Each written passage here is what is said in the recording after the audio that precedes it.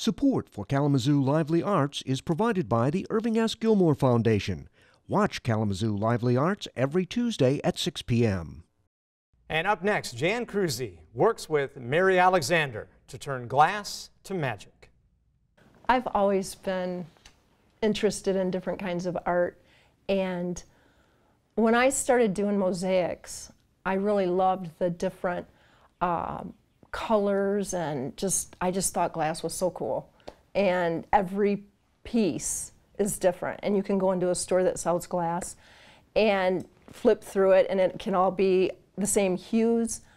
Every one of them look different, up the swirls and all of that. So once I got started in mosaics, I just left everything else behind. I get my ideas from, of course, from nature. I mean, when I see flowers, I think, can I duplicate that in glass?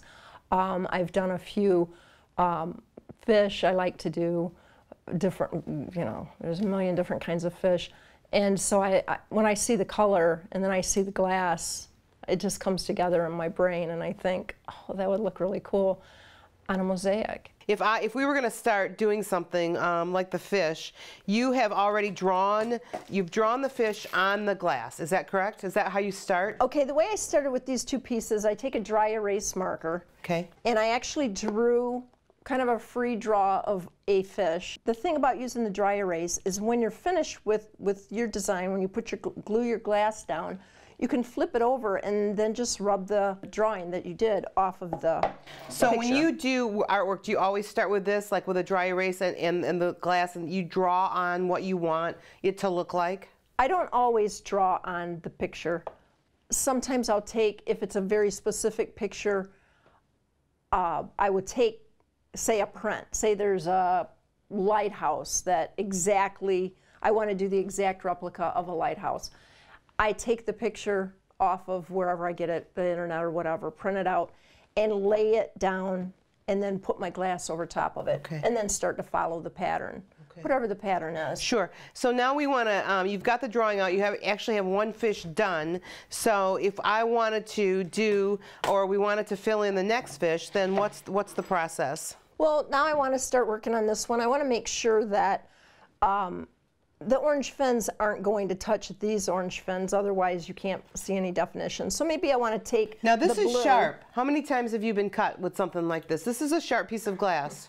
I'm cut on every piece. I've always kind of joked that my DNA is on every piece I've ever done, because try as I might, I'll find that all of a sudden I've sprung a leak. So so this piece, these have to be really careful. It happens no matter how careful you are. You'll get poked. Nothing serious so far. When I sell a piece, there's a little part of me that's kind of sad to let it go, because it's something that you've worked on for hours, days. Sometimes it's over the course even of weeks that, it's a slow process, and I fit it in between my job. And so when someone buys it, it makes me feel proud that it's sold and someone felt it worthy enough to take it and put it in their home. And I think about those pieces, where they are. I have a document online that I have of the cities of where my pieces are. So it makes me feel, proud, but at the same time a little bit sad to say, oh, that piece is going away. So we're going to take this piece of glass and put it actually on the fish. So where would I start then? Do I want to put it up here, or do I want to put it over here? Or what this reminds me of, Mary, is a puzzle. So is this a piece that goes into the puzzle, and I need to figure out where exactly this is going to go, or where this is going to fit in the puzzle, like that? That's exactly right, Jan. I have always likened it to doing a puzzle. You look at your picture that you're doing, and then you say, you have in your head, I need a triangle shape, or I need a flowy type piece. And so you look through your glass, and if you have enough You've cut all these pieces already. They don't come this way. No, okay. No. The glass comes in sheets, and sometimes you'll just have a small scrap piece. This particular orange was in a sheet, maybe 5 by 7 size. And then I wanted to to cut it into pieces that would resemble fins, flowing fins, like maybe, well, like an angelfish that we're doing. So I look at this piece and I say, okay, I need a triangle. It's not quite shaped like a triangle, so I'm going to take my tile cutters and I'm just going to kind of cut it like that. What I like to do is cut it so I know the piece is going to go straight down, so that way that it goes down into the plate and not flying across the room. When I see glass, if I'm in a store or I'm at a sale somewhere where I found glass, I often will see something that, boy, that looks like water. Often I will see in the glass what could become of it. But a lot of times, if I see a piece that's just beautiful, sometimes I'll just buy it. You know, they'll take glass and they'll swirl maybe 3 or 4 colors in it, and it'll just be something I just can't resist. And I'll think, I'll find a use for that. I'll put it on a sailboat sail or something like that. So I just, a lot of times I just see it and just think the color's beautiful and I want to buy it. Okay, this particular piece goes on the top of a table, a patio table. And the idea I wanted was as if you were looking down into a pond and you were looking at the koi fish and the water lilies. Mm-hmm. And so once the piece was finished, pouring that glaze on just gave that watery look. And you wanted it to be like a pond because this is the pond's edge, correct? Exactly. I used pebbles and the sand-colored grout to provide that look of being on the edge of a pond.